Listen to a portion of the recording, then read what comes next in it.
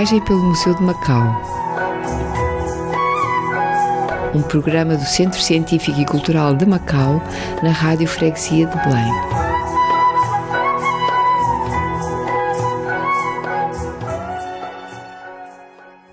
Bem-vindos ao programa Viagem pelo Museu de Macau. Hoje temos o gosto de ter connosco o Major-General Tiago Vasconcelos, que é Major do Exército na Reserva desde 2010, é professor auxiliar convidado no ISCSP, onde leciona Estratégia desde 2019 e Geopolítica e Geoestratégia. Foi ajudante de campo do governador de Macau nos 3 últimos anos e meio da administração portuguesa. Estes 3 últimos anos e meio pertencem ao período de 1991-1999, tendo aí surgido o seu interesse sobre as questões estratégicas do Oriente. É doutor em Ciências Sociais e mestre em Estratégia, tendo defendido a tese de doutoramento intitulada A Construção da Cultura Estratégica da União Europeia, Ameaças à Segurança e Autonomia Estratégica. Publicou em 2009, na Almedina, A Ascensão da China, Acomodação Pacífica ou Grande Guerra. Os seus interesses atuais giram em torno das questões estratégicas da China e das regiões Ásia-Pacífico e Indo-Pacífico. Participou nas Conversas Sábias do CCCM, a 7 de novembro de 2024, com uma palestra intitulada Eleições Presidenciais e Mais Além, o futuro da relação bilateral Estados Unidos-China e implicações para Portugal. Seja muito bem-vindo à Rádio Freguesia de Belém. Há aqui algumas questões que eu lhe gostava de colocar, porque não é todos os dias que temos a oportunidade de ter um grande especialista entre nós e, sobretudo, um grande especialista em estratégia, geopolítica e geoestratégia. De maneira que, para nós, é uma oportunidade de aprendermos consigo e de tentar perceber alguma coisa deste cenário internacional que não é fácil, tem muitas guerras, segundo o Papa Francisco está com 59 guerras ativas e, portanto, isto é complicado e que se tivermos entre nós um especialista, talvez seja mais fácil começar a perceber pelo menos algumas linhas do que se está a passar. A primeira questão que gostaria de lhe colocar: quais as razões que levam para o centro das relações internacionais a relação bilateral Estados Unidos e China?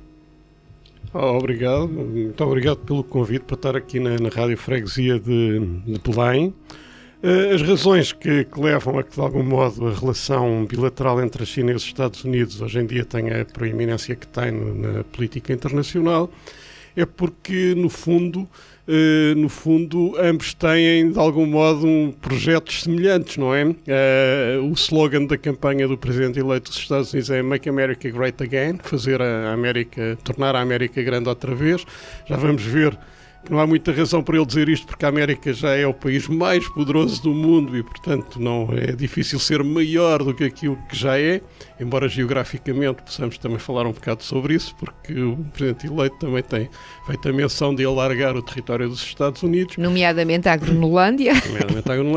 Mas, no fundo, a China é que pode ter também o projeto, ou tem o projeto Make China Great Again, porque a China realmente, apesar de ter passado por muitos períodos de unidade e fragmentação, não é? Aquele espaço chinês não foram sempre dinastias gloriosas, muitas vezes houve fragmentação política, houve grandes guerras civis internas, mas, no fundo, o que pretende a liderança chinesa, e tem pretendido fazê-lo particularmente a partir depois das reformas introduzidas por Deng Xiaoping no final da década de 70, já depois da morte do Mao Tse-tung, é tornar a China grande outra vez. Portanto, é fazer com que a China tenha, enfim, no concerto dos países, dos Estados existentes no sistema internacional contemporâneo, uma posição comensurável, quanto mais não seja, com o tamanho da sua população, não é? Que são 1.400 milhões de seres humanos, num efetivo populacional humano sobre o planeta Terra de 8 mil milhões, portanto tem mais ou menos um bocadinho menos de 20% da população mundial e é natural que tenham esta aspiração também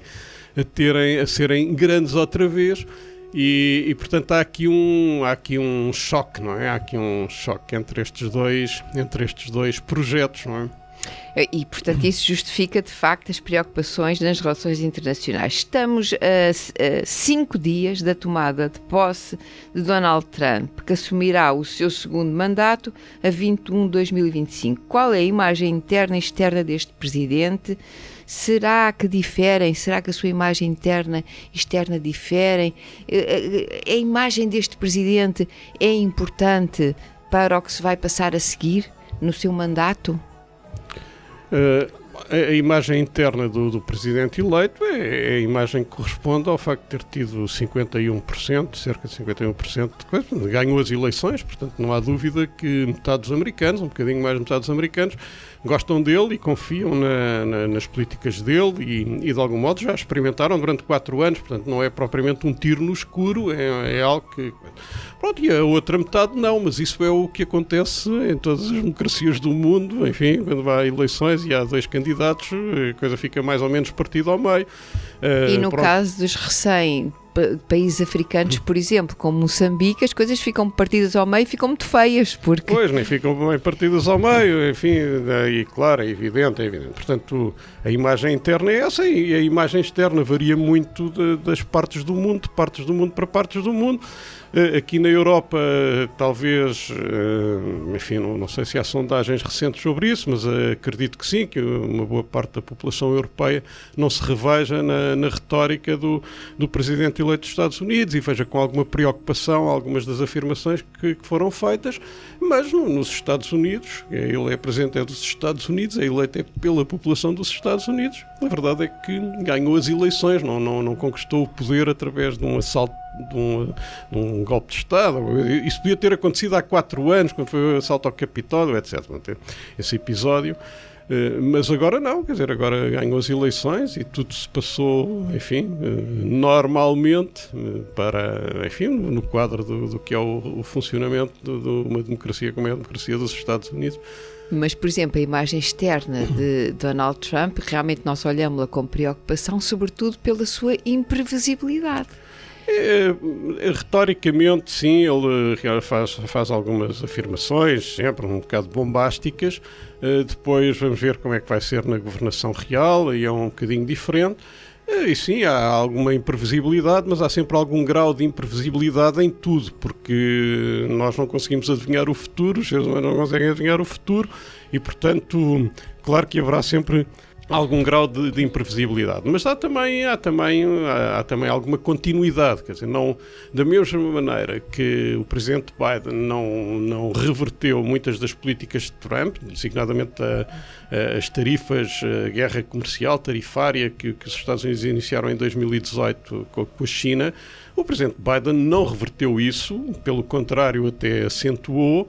E, portanto, agora o presidente Trump também não vai reverter, desse ponto de vista, as políticas do Biden. Vai-lhe dar ali um retoque.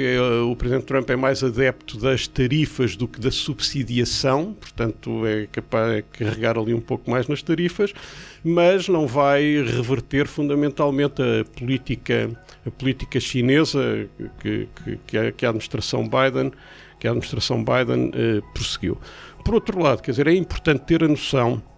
Isto vem a propósito daquilo que eu já falei sobre o projeto Make America Great Again. Realmente é difícil, enfim, esse projeto pode-nos parecer relativamente um bocado deslocado da realidade, apenas porque os Estados Unidos já são a nação mais poderosa do mundo, nunca tiveram tanto poder como têm hoje, têm a economia mais desenvolvida do mundo, têm a economia tecnologicamente mais avançada do mundo, têm as forças armadas mais poderosas do mundo. É verdade que não têm as 50.000 ogivas nucleares que chegaram a ter no pico da Guerra Fria, numa altura em que a União Soviética também tinha, numa altura de grande corrida aos armamentos. Mas mesmo antes do fim da Guerra Fria, já quer os Estados Unidos, quer a União Soviética, tinham baixado o número de ogivas nucleares, estava a baixar, não é? E agora baixou mais abruptamente, embora cada um destes, a Rússia e os Estados Unidos, tenham cada um cerca de 5.000 ogivas nucleares, portanto, 1/10 do que tiveram no pico da Guerra Fria. Mas eu creio que quando o presidente Trump fala em fazer a América grande outra vez, não é propriamente aumentar o arsenal nuclear, não é? Portanto, é uma figura retórica de coisa. Portanto, o objetivo e que são os pilares da proeminência dos Estados Unidos na cena internacional, de manter os Estados Unidos como a economia mais poderosa e tecnologicamente mais avançada do mundo e ter as forças armadas mais avançadas do mundo, não se altera nem 1 milímetro do presidente Biden para o presidente Trump. O que muda um pouco, mas não muda completamente, é as políticas para se chegar a esse desidrato. E, em particular, algumas nuances da política externa, não é? Da política externa, que foi aquilo que nós combinámos no dia 7 de novembro, quando eu fiz aquela conferência no Centro Científico e Cultural de Macau. Falarmos hoje, estamos a 5 dias da tomada de posse do presidente Trump para o seu segundo mandato, e falar um pouco sobre, porque tínhamos a noção de que 5 dias antes da tomada de posse já teríamos talvez mais indícios do que é que poderia vir a ser a política externa do presidente. Mas já Trump vai falar sobre isso, mas eu vou-lhe pedir é que me diga se, em relação ao primeiro mandato, se prevê alguma diferença, portanto, olhando para o primeiro mandato de Donald Trump, se prevê alguma diferença agora para o segundo mandato. Sim, eu prevejo alguma diferença. Nas relações China-Estados Unidos. E depois também no resto do mundo. Bom, não é? nas relações China-Estados Unidos não prevejo uma alteração de radical. Os Estados Unidos hoje em dia estão talvez mais preocupados do que estavam há 8 anos com a problemática da ascensão da China, embora, por outro lado, podendo estar um pouco mais preocupados por um lado, é verdade que, fruto de uma série de circunstâncias, a China também não está a experimentar alguns problemas, não é? Primeiro porque houve a pandemia de alguma, e a pandemia, da mesma maneira que afetou negativamente a China, afetou, eu não diria propriamente negativamente os Estados Unidos, ou afetou negativamente os Estados Unidos, no sentido em que a pandemia afetou negativamente o planeta inteiro, todo o mundo, não é? Mas em termos relativos afetou menos os Estados Unidos, que os Estados Unidos saíram melhor da pandemia do que a China, não é? Portanto, a pandemia afetou bastante a China. E outra coisa que aconteceu foi que, pronto, a China começa a experimentar algo que os economistas que projetaram o próprio crescimento económico chinês antecipavam que viria a acontecer. E está a acontecer porque é normal que isso aconteça.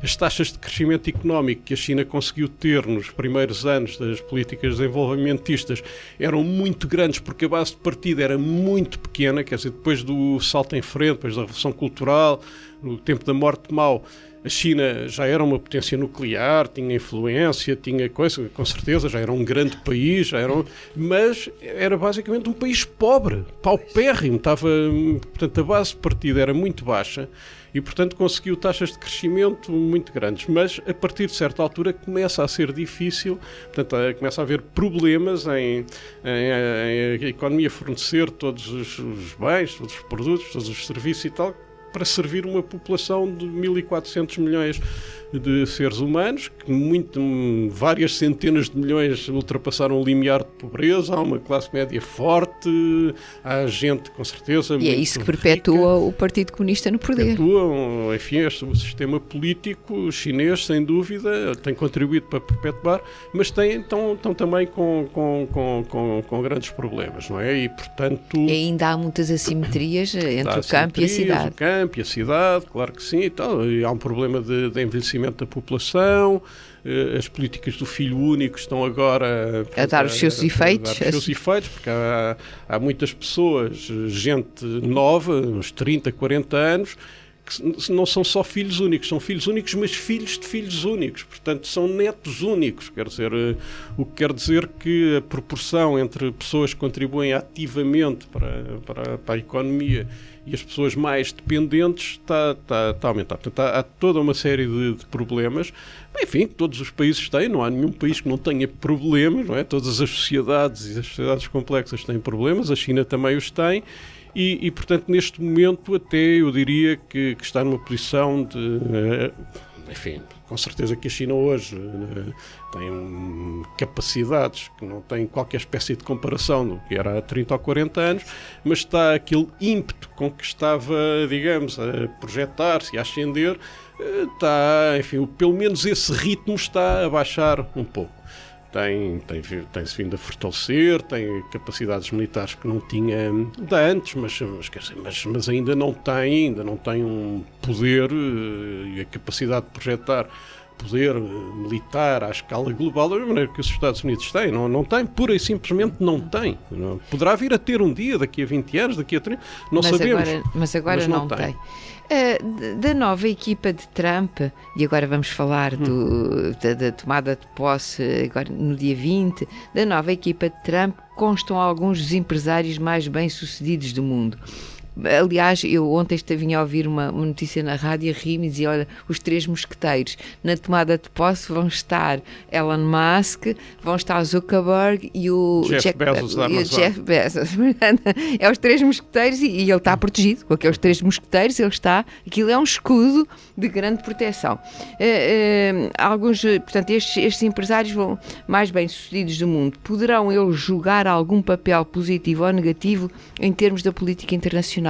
É que nós não gostamos, quer dizer, não é, eu para mim não gosto nem desgosto. Eu pergunto esta proximidade entre a política e a economia poderá ter efeitos em termos da política internacional? Sim, seguramente que tem. Toda a política internacional, quer dizer, não há, na verdade, na vida real, não há propriamente uma separação, não é, entre política está tudo e economia, ligado, não é? Tudo está ligado. A política é altamente globalizante, no sentido em que envolve toda a sociedade. Portanto, não podemos fazer juízos e fazer completamente juízos de valor sobre isso também não é propriamente a nossa função. As pessoas mais poderosas, economicamente mais influentes, mas é natural que tenham algum tipo de proximidade com os poderes políticos, mas isso acontece em toda a parte, em todo o mundo. Não vamos ser, enfim... Mas nos Estados Unidos parece ser mais visível do que no resto. Nos Estados Unidos é mais visível, mas isso de algum modo até é porque de algum modo são mais transparentes desse ponto de vista, não é? Portanto, umas coisas sim, outras não, mas enfim, mas são, portanto, isso é bastante mais visível. O que há aqui 2 aspectos a considerar. Portanto, um é a forma como isso pode impactar na política externa. Outra coisa é politicamente também vermos como aparentemente é um pouco paradoxal esta aliança entre um movimento que é muito conservador em algumas coisas, não é? E ultraliberal noutras. Mas muito conservador, portanto, em certos aspectos do movimento MAGA e certas correntes e certas correntes de opinião que existem naquele âmbito, e depois estes que são as pessoas com a mente mais aberta do mundo, não é? São cientistas, são pessoas que estão na vanguarda da inovação tecnológica. Portanto, é um bocado pessoas que estão na vanguarda da inovação tecnológica por um lado, e por outro, pessoas, enfim, eu não digo que acreditem que a Terra ainda é plana ou que não é a Terra que gira à volta do Sol, mas que acreditam em muitas teorias e coisas e tal que são realmente, pronto, que chocam até muita gente, enfim, que fica um bocado perplexa com certas crenças que ainda existem na sociedade americana e pronto, e que nós nos pareceria que, enfim, que com o conhecimento científico e tal, as pessoas já não as tivessem. Mas pronto, enfim, essa contradição existe naquele movimento, é algo que o Presidente Trump terá que gerir e sabe gerir e está a gerir. O que me parece é que, não sei se será o caso do Elon Musk, é um pouco diferente, foi um apoiante logo desde o início do presidente eleito.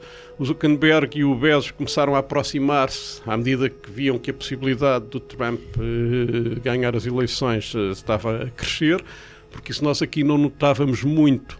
Mas nos Estados Unidos... Mas o Zuckerberg nunca foi um progressista. Eu isso não sei, quer dizer, são... O homem do Facebook e da Meta, pois, não. Enfim, são pessoas que também hoje em dia têm fortunas colossais, têm os seus próprios impérios, mas são impérios que, quer dizer, que não sobrevivem se o Estado Federal norte-americano, se os poderes do Estado Federal norte-americano forem utilizados até às últimas consequências para lhes partir a espinha, digamos, desses coisas. Portanto, eles percebem perfeitamente que têm um poder brutal, têm fortunas colossais, comandam organizações enormes, de ser apoiados. Têm uma influência brutal, as plataformas que eles comandam, mas se não podem fazer isso sem terem o respaldo e, sobretudo, se tiverem contra eles toda a maquinaria do Estado Federal norte-americano. E eles com Trump têm esse respaldo, o que já não teriam se fosse eleita a Kamala Harris. Não estou absolutamente seguro, essas comparações que nós às vezes fazemos, o futuro podia ser diferente, não sei o que e tal.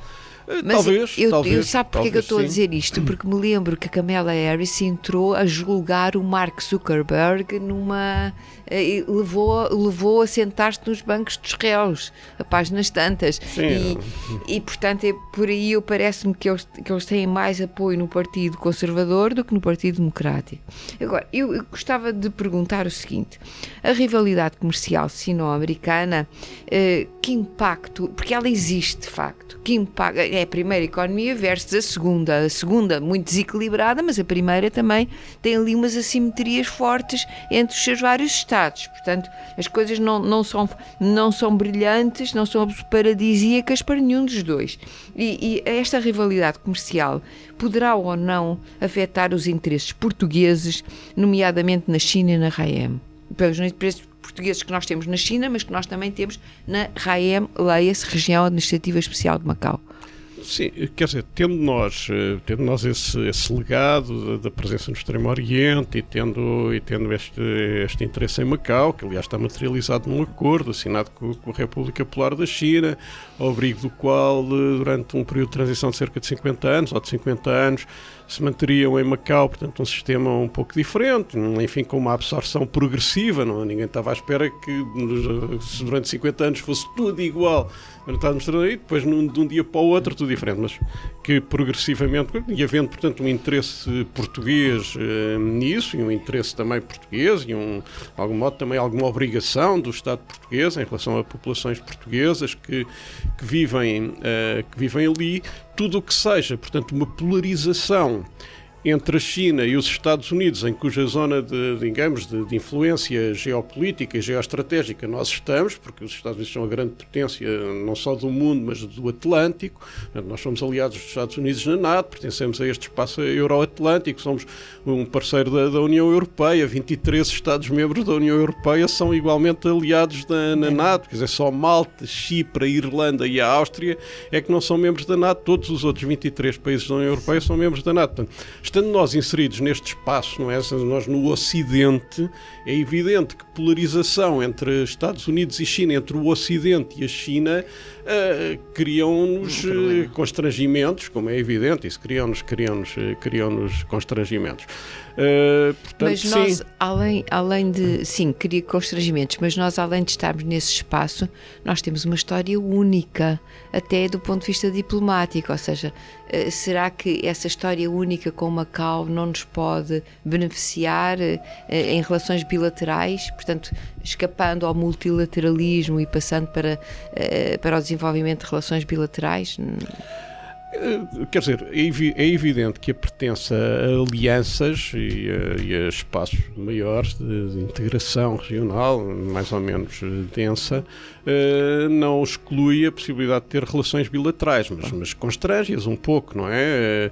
Pronto, nós podemos e devemos, acho eu, enfim, penso que são essas, tem sido essa também a política externa dos vários governos portugueses, apesar da alternância entre partidos, manter, e até no quadro dos grandes vetores da nossa política externa, que é este legado de um certo universalismo de relações com os países de língua portuguesa, ou no caso de Macau não é tanto um país de língua portuguesa, mas é uma região onde a língua portuguesa é uma língua oficial, é uma das duas línguas oficiais. Portanto, com certeza que sim, que tentaremos sempre, mesmo que a tensão entre a China e o Ocidente, ou entre a China e os Estados Unidos, porque depois também não sabemos bem como é que a União Europeia se vai posicionar nesta realidade. Para já está muito alinhada com os Estados Unidos, mas pode até a política externa do Trump levar aqui a uma, enfim, de algum modo, a uma dissociação destas políticas, não sabemos, também para isso era preciso que a Europa estivesse muito unida, mas não depois está. a Europa também é um espaço muito, apesar da integração europeia ser um processo super bem sucedido, o mais bem sucedido do mundo, não é um Estado soberano, a União Europeia, não é? Portanto, acaba por ser... E já perdemos a Grã-Bretanha. Perdemos a Grã-Bretanha, que é uma enorme perda para a União Europeia, porque um Estado, um membro permanente do Conselho de Segurança, as Forças Armadas mais poderosas da Europa, uma economia das maiores economias da Europa. Claro que sim, foi uma enorme perda para a União Europeia, mas apesar de tudo a União Europeia manteve-se, quer dizer, podíamos pensar que o Brexit teria sido uma espécie de primeira etapa de um processo de fragmentação política que levasse à desagregação total da União Europeia. Isso não aconteceu, eventualmente por via da resposta europeia à Covid. A resposta europeia, apesar de algumas divisões e de alguma acrimónia, tem dado também no contexto da invasão russa da Ucrânia. Portanto, a Europa tem-se aguentado. Vamos ver se ainda não temos bem a noção de como é que o efeito dos 4 anos de Trump poderão ter, digamos, num aprofundamento da integração europeia, serem uma espécie de oportunidade para a União Europeia se integrar mais, que é uma coisa que, por exemplo... E até para desenvolver a sua defesa. O Dr. Durão Barroso, num artigo no Expresso na semana passada, ele já tinha falado nisto anteriormente, mas agora de forma escrita mencionou isso. Não quer dizer que essa oportunidade vá surgir de certeza absoluta, mas pode ser pode a própria política externa norte-americana criar aqui um incentivo, não é, para que a Europa, e no fundo para ir um pouco ao encontro daquilo que está, não sei se reparou, ouviu falar no relatório Draghi, no relatório do Enrique Letta, no relatório do Ministro, de vários relatórios, quer para a Comissão Europeia, quer para o Conselho Europeu, mas estes 3 que eu referi são, digamos, os mais importantes, talvez, em que no fundo sugerem uma série de políticas, a adoção de uma série de políticas a nível europeu para que a Europa possa responder mais aos desafios do futuro, aos desafios da revolução digital, em que estamos a ficar para trás. Mas é só na revolução digital, não é na defesa também que estamos a ficar? Sim, mas na revolução digital estamos a ficar para trás, portanto, tecnologicamente... E em relação à China também, não? Em relação à China e aos Estados Unidos, portanto, estamos a ficar um pouco para trás, e isso depois reflete-se na produtividade da economia e, portanto, também depois no crescimento económico, em todas essas... tem depois impacto em toda a vida económica, política, social, etc. Portanto, estamos a ficar para trás. E, portanto, o que o Draghi o Draghi, sobretudo, sugere, o relatório do Letta é mais sobre o aprofundamento do mercado único, é, de algum modo, a defesa ser aproveitado como um vetor, um investimento numa defesa europeia, numa estratégia industrial europeia, enfim, em que consigamos superar a fragmentação que existe no mercado de defesa europeu, quer do lado da procura, quer do lado da oferta.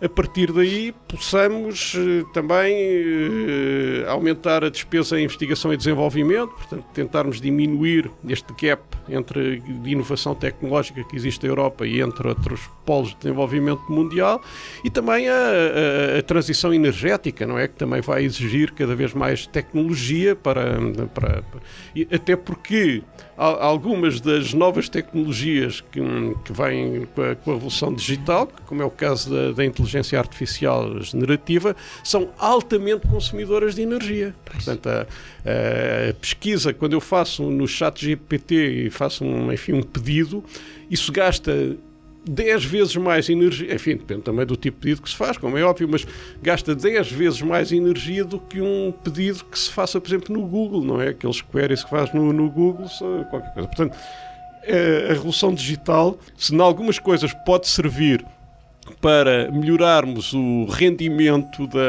das fontes de energia, não é? Para melhorar a gestão das redes de energia elétrica, etc. Portanto, pode produzir ali alguns ganhos. Por outro lado, existem também enormes consumos de energia. A Microsoft, por exemplo, outro dia anunciou que a sua intenção de comprar uma central nuclear, que está desativada. Não é porque quer entrar no mercado da energia elétrica, mas porque os centros de dados, a gestão dos centros de dados, as buscas, a utilização da inteligência artificial generativa, que ainda está um bocado na sua infância, o impacto total que esta tecnologia vai ter na economia e na sociedade é algo que vai-se assistir agora ao longo dos próximos anos, mas tudo isso também é muito consumidor de energia e portanto, tudo isso vai ter muito impacto. Isto vinha a propósito, portanto, da Europa se posicionar para, enfim, não é ser uma espécie de um terceiro polo, até porque não será um terceiro, daqui mais uns anos pode haver um quarto. A Índia também é uma população de 1.400 milhões de habitantes, também está a crescer, também está a coisa. Portanto, o Brasil, portanto, não sabemos bem como é que vai ser o mundo, os futuros possíveis nem são... a África, claro que sim, tudo. E, portanto, somos 8 mil milhões. A espécie humana são 8 mil milhões. Nós não nos apercebemos muito disso, mas desde o fim da Segunda Guerra Mundial até aos dias de hoje, a população humana quadruplicou. É um fenómeno, um crescimento exponencial absolutamente brutal e que, de algum modo, tem que ser lido como um sucesso, um êxito da nossa espécie, porque realmente nós durante milénios, o efetivo populacional humano era relativamente baixo, até aos alvores da Revolução Industrial, meados do século XVIII, enfim, tinha começado a crescer um bocadinho ali a partir do século XVI, mas ainda era relativamente pequeno. Também nessa altura as medidas também não eram muito... É feito com base em estudos arqueológicos. E agora é um crescimento exponencial. Um crescimento exponencial, e as pessoas vivem vidas muito mais longas e muito mais saudáveis e essas coisas todas. Portanto, não sabemos como é que vai ser o mundo, sabemos que será seguramente diferente do que é hoje e diferente daquilo que nós imaginamos. Mas para isso é preciso equilíbrio, ou seja, para isso é preciso... que papel é que a Europa vai ter nesse futuro, nesse mundo, não sabemos, quer dizer, não sabemos. Mas quer dizer, um ato precipitado pode provocar uma tragédia, uma catástrofe enorme. De maneira que esperemos que continuemos a crescer. Em relação... para terminar, esteve em Macau e esteve em Macau acompanhando o último governador português de Macau, General Vasco Rocha Vieira. Há algum momento que gostasse de recordar da história passada ou recente de Macau? O momento, para mim, mais marcante, não posso dizer que tenha sido mais feliz, porque de algum modo tinha alguma tristeza, não é, envolvida. É o momento da transferência da soberania, não é? Daqueles 3 anos e meio de administração, é talvez assim um momento mais marcante. E depois durante os 3 anos e meio em que lá estive, acho que não há nenhum momento comparável ao momento da transferência, até porque quando nós vamos para uma missão daquelas em que sabemos que vamos viver ali, enfim, em que todo o foco da coisa é fazer com que a transferência corra bem, não é? Com que se aproveite este último período para criar um ambiente, uma atmosfera, as estruturas, não é? O hardware e o software que permitam que realmente o projeto que estava vislumbrado na declaração conjunta pudesse ter pernas para andar, não é? Portanto, como o foco era muito, essa missão era muito, é fazer o máximo possível para que no dia 19 de dezembro o território esteja o mais bem preparado possível para esse desafio dos próximos 50 anos, o foco era muito grande e, portanto, esse momento foi realmente um momento, por um lado, culminante dessa missão e, por outro, também o mais marcante, sem dúvida alguma. Mas foi um êxito, a transição foi um êxito e, de facto, a identidade de Macau ficou garantida e assegurada, e penso que a última equipa administrativa de Macau está de parabéns. E, portanto... Acho que sim, embora eu digo isto com toda... porque o meu papel era um papel menor e, além do mais, não era só ser um papel menor, com certeza todos nós tínhamos o nosso papel e eu, enfim, era um oficial ainda relativamente novo, portanto o meu papel não tinha qualquer espécie de relevo. E por outro lado, mesmo que tivesse, sim, claro, tinha algumas, enfim, mas mesmo que tivesse, eu também, digamos, só acompanhei este processo mesmo no último terço da transição, porque a transição começou... 1991 a 1999. 1987 foi a data da declaração conjunta. Portanto, 87, 99, são cerca de 12 anos e portanto, por exemplo, quando eu fui para Macau, já o aeroporto de Macau tinha sido inaugurado uns meses antes, já havia a Universidade de Macau, já havia uma série de estruturas, porque 20 anos antes Macau não tinha nenhuma instituição de ensino superior, não é? Era a política colonial soi-disant, porque o território não tinha receitas, o território não tinha receitas, foi só com a política de abertura e desenvolvimento ao exterior e com o estatuto que Deng Xiaoping pretendeu dar a uma série de regiões onde já havia, digamos, algum knowledge, algum conhecimento de como é que funcionava o capitalismo, não é, o segundo sistema, e portanto deu ali algum gás também, e portanto Macau teve receitas, a administração de Macau, não é, teve receitas que nunca tinha tido e que lhe permitiram fazer coisas que os outros não era porque fossem menos capazes, porque não tinham, não é? Mas também a mentalidade estava a mudar, ou seja, o que eu quero dizer é que havia as receitas, mas também havia uma mentalidade mais aberta, mais do ponto de vista administrativo, mais flexível, porque a política anterior era quem era a potência administrante não ia deixar chegar aos quadros de topo da região, não é? Da administração, não deixava chegar aos quadros de topo, nem maquenses. Todo um processo de localização, enfim, no fundo de substituição. E foi muito bem sucedido, de legislação e de língua e dessas coisas todas. Claro que foi bem sucedido, eu só estava, digamos, a pôr-me um bocado fora desse sucesso, porque a minha parte foi relativamente pequena e num período relativamente curto. Isso é a sua humildade. Mas de facto foi realmente um êxito a transição. Aliás, todas as pessoas com quem eu tenho conversado, intelectuais, pessoas das nossas relações, dizem que não houve na história colonial portuguesa, mas Macau nunca foi uma colónia stricto sensu, mas não houve na história colonial portuguesa um caso de sucesso tão grande como Macau, na sua transferência, e portanto... Sim, foi.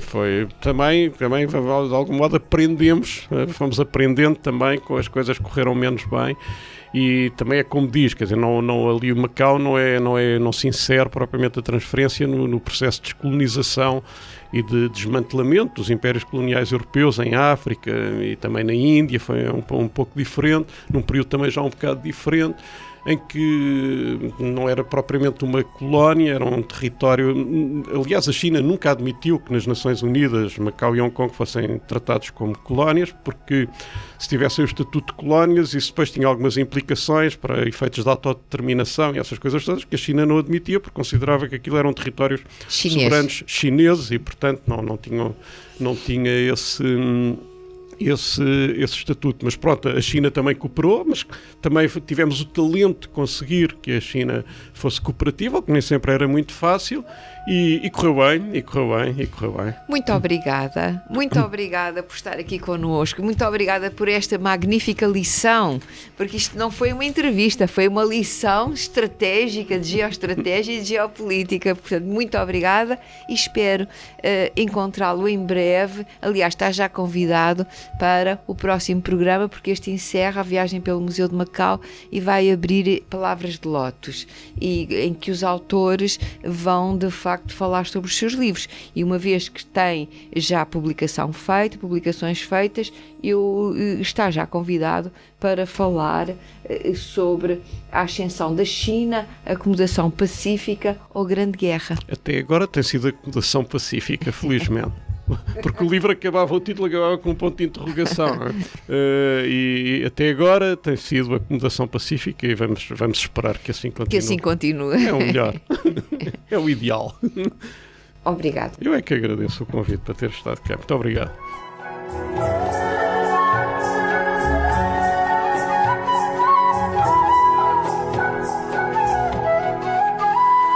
Venha visitar-nos. Estamos à sua espera.